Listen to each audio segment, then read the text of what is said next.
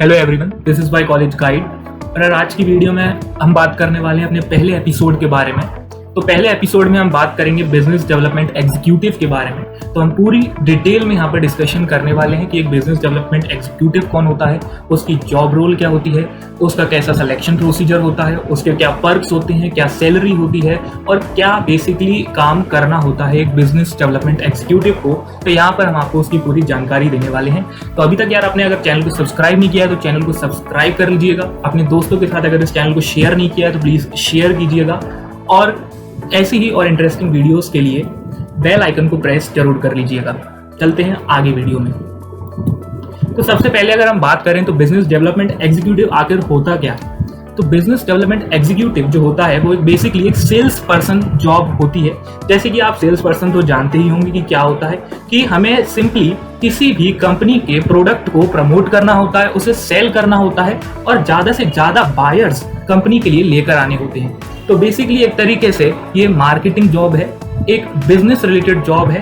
ठीक है, तो बेसिकली यही आपको यहाँ पर काम करना होता है कि जो भी कंपनी से आप रिलेटेड हैं तो उसके प्रोडक्ट्स आपको प्रमोट करने होते हैं, सेल करने होते हैं और ज़्यादा से ज़्यादा बायर्स आपको यहाँ पर कंपनी के लिए लेकर आने होते हैं। तो चलते हैं आगे वीडियो में।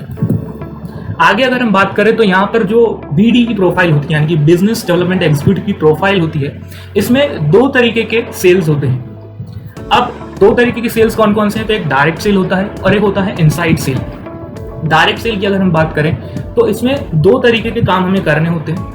सबसे पहली चीज जो हमें करनी होती है वो करनी होती है कि जो भी हमारे क्लाइंट्स हैं, जो भी हमारे बायर्स हैं, उनको कॉल करना होता है, उनको अपने प्रोडक्ट के बारे में समझाना होता है और कन्विंस करना होता है कि जिससे वो हमारे प्रोडक्ट को बाय करें, खरीदें।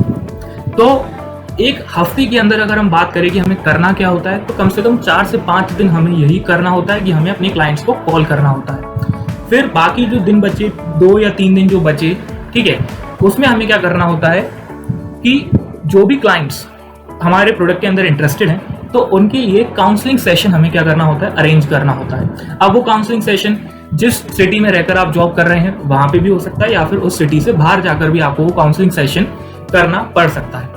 ठीक है, अब अगर इसी डायरेक्ट सेल के अंदर हम बात करें, टारगेट क्या रहता है, क्योंकि बेसिकली एक सेल्स जॉब है तो आपका एक टारगेट जरूर होगा यहाँ पर। तो टारगेट की अगर हम बात करें तो 8 to 10 lakhs पर मंथ आपको क्या करना होता है, यहाँ पर सेल करानी होती है। कम से कम इतना अमाउंट आपको लाना होता है कंपनी के लिए, क्योंकि कंपनी को आप जब प्रॉफिट कराएंगे तभी वो आपको इतनी अच्छी सैलरी जो है प्रोवाइड करेगी।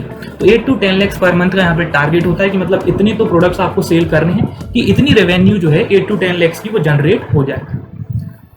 और दूसरी जो सेल आती है वो आती है हमारे पास इनसाइड सेल।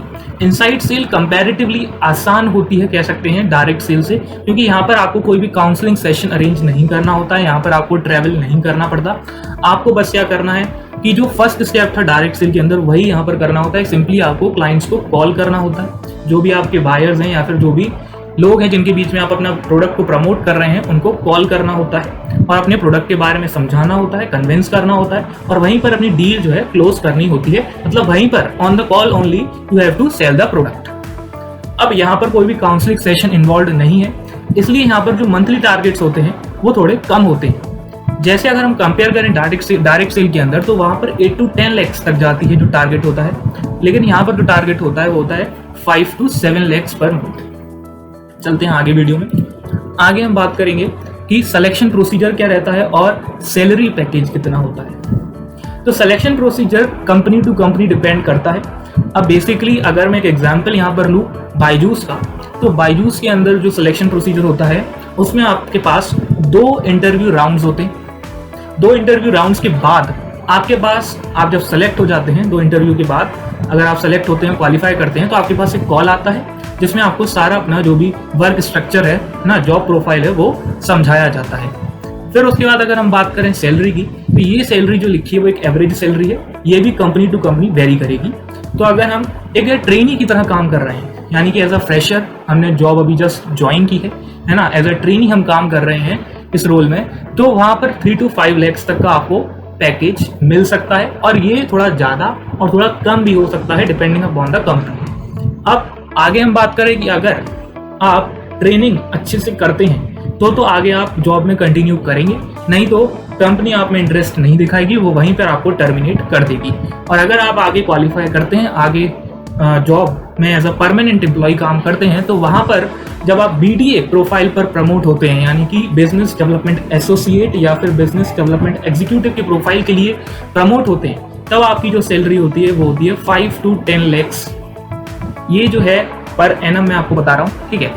तो यहाँ पर ये आपकी सैलरी पैकेज होता है। तो this is the end of our video. और अगर आपको वीडियो पसंद आई हो तो प्लीज़ लाइक कीजिएगा वीडियो को, और कमेंट में जरूर बताइएगा कि आपको अच्छे से समझ में आया कि नहीं। अगर कोई भी आपको इससे रिलेटेड क्वेरी है तो आप नीचे कमेंट में पूछ सकते हैं।